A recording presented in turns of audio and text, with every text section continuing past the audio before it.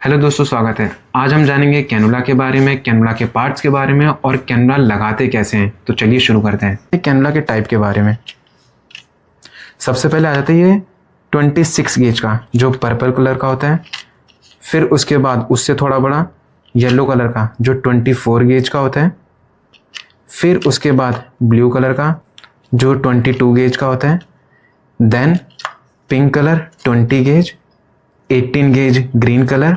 ये 5 कैनुला जो हैं हॉस्पिटल में सबसे कॉमनली इनका ही इस्तेमाल किया जाता है। अब मैं बताता हूँ कि ये कैनुला के जो साइज़ वेरी करते हैं, इनकी क्या इंपॉर्टेंस होती है। तो आप कोई भी कैनुला लेंगे तो उसके जब बैक साइड पे आप देखेंगे तो यहाँ पर आपको दिखेगा इसका फ्लो रेट, मतलब 13 ml पर मिनट, जैसा आप देख सकते हैं। तो मतलब 26 कैनुला की साइज से जो फ्लो रेट होगा वो 13 ml सलाइन या कोई भी मेडिकेशन या फ्लूइड, वो 13 ml पर मिनट के हिसाब से जाएगा। इसी तरह ये जितने भी कैनुला है इन सबके फ्लो रेट डिफरेंट हैं। येलो कलर का 19 ml पर मिनट, 19 मिनट पर मिनट के हिसाब से। ब्लू कलर का 33 मिनट पर मिनट। पिंक कलर का 55 ml पर मिनट। 18 गेज का 90 ml पर मिनट। इन कैनुला के साइज इनके फ्लो रेट के अकॉर्डिंग ही होते हैं। बच्चों में हम ज़्यादातर ये पर्पल कलर यूज़ करते हैं, और कोई पेशेंट को अगर लार्ज वॉल्यूम ऑफ फ्लूइड या ब्लड ट्रांसफ्यूजन करना हो, या कोई पेशेंट अगर शॉक में चल रहा हो, तो ज़्यादातर हम ग्रीन कलर का या पिंक कलर का यूज़ करते हैं। जैसा कि आप देख सकते हैं मेरे हाथ में कैनुला है, ये 18 गेज का कैनुला है। जो सबसे आपको बाहर का पार्ट दिख रहा है, ये शार्प सा, इसको हम कहते हैं बेवल। ये बेवल बहुत ही शार्प पॉइंट होता है, जिसको स्किन में या वेन में हम जब लगाते हैं तो बहुत ही ईजिली पेनिट्रेट, बहुत ही ईजिली लग जाता है विदाउट एनी ट्रॉमा।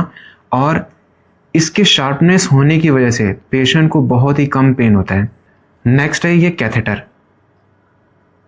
अब जैसे कि मैंने निडल बाहर निकाल दिया, ये आपको जो पोर्शन दिख रहा है, ये जो आपको ये पोर्शन दिख रहा है, इसको हम कहते हैं कैथेटर। ये सॉफ्ट होता है, ये हार्ड इसलिए होता है क्योंकि इसके अंदर जब ये निडल जाती है तो इस कैथेटर को बहुत सपोर्ट देता है ताकि ये ईजिली वेन के अंदर चली जाए।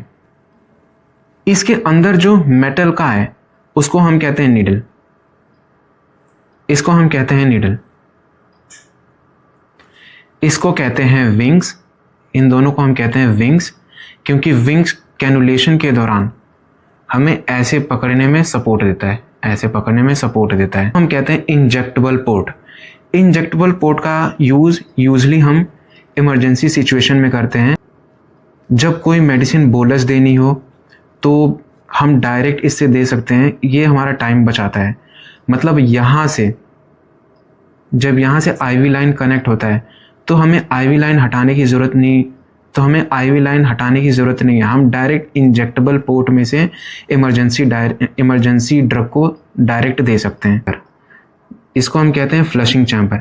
जब हम कैनुला लगाते हैं और ये निडल जब करेक्ट वेन में होती है तो ब्लड का फ्लो सबसे पहले हमें आके फ्लशिंग चैम्बर में दिखता है। यहाँ पर इस फ्लशिंग चैम्बर में दिखता है, जिसका मतलब होता है कि कैनुला एकदम करेक्ट वेन में लगी है। कैनुलेशन में सबसे मोस्ट इम्पोर्टेंट होता है वेन को सर्च करना और उसको सेलेक्ट करना।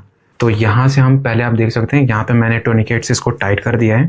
ठीक है, पेशेंट से बोलेंगे कि वो अपने पाम को ऐसे एक बारी मुट्ठी खोले और बंद करें। हाँ, 2-3 बारी और करो। फिर उसके बाद हम सरफेस एरिया को क्लीन करेंगे, इनर टू आउटर पूरे अच्छे से। यहाँ पे मुझे एक वेन लग रही है कि यहाँ पर है, थोड़ा सा पैलपेट करके भी देखेंगे।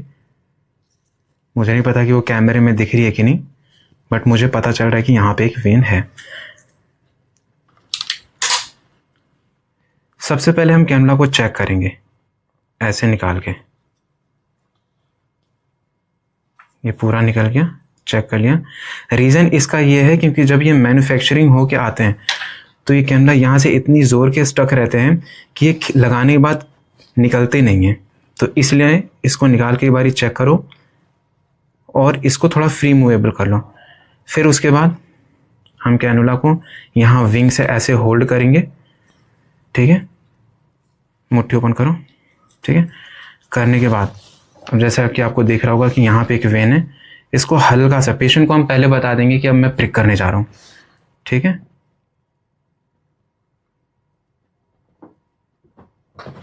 अब देखिए जैसा कि आप देख रहे हैं ये प्रॉपर हो गया। यहाँ पे देखिए ये ब्लड आना शुरू हो गया, ये फ्लशिंग चैम्बर में, यहाँ पे फ्लशिंग चैम्बर में आ रहा है। और फिर थोड़े से नीडल को हम पीछे करेंगे, यहाँ पे भी ब्लड हमें दिख गया, इसका मतलब कैनुला एकदम करेक्ट पोजीशन में।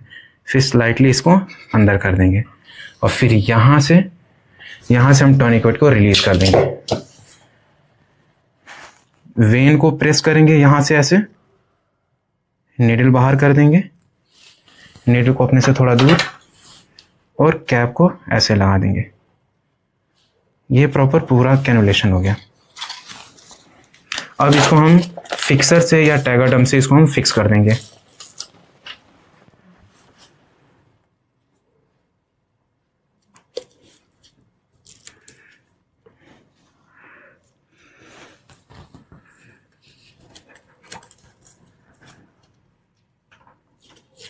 ये हो गया।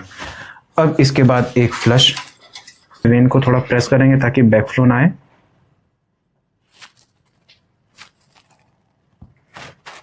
अब जैसे देखिए इजीली ये जा रहा है, इसका मतलब इसकी करेक्ट पोजीशनिंग है।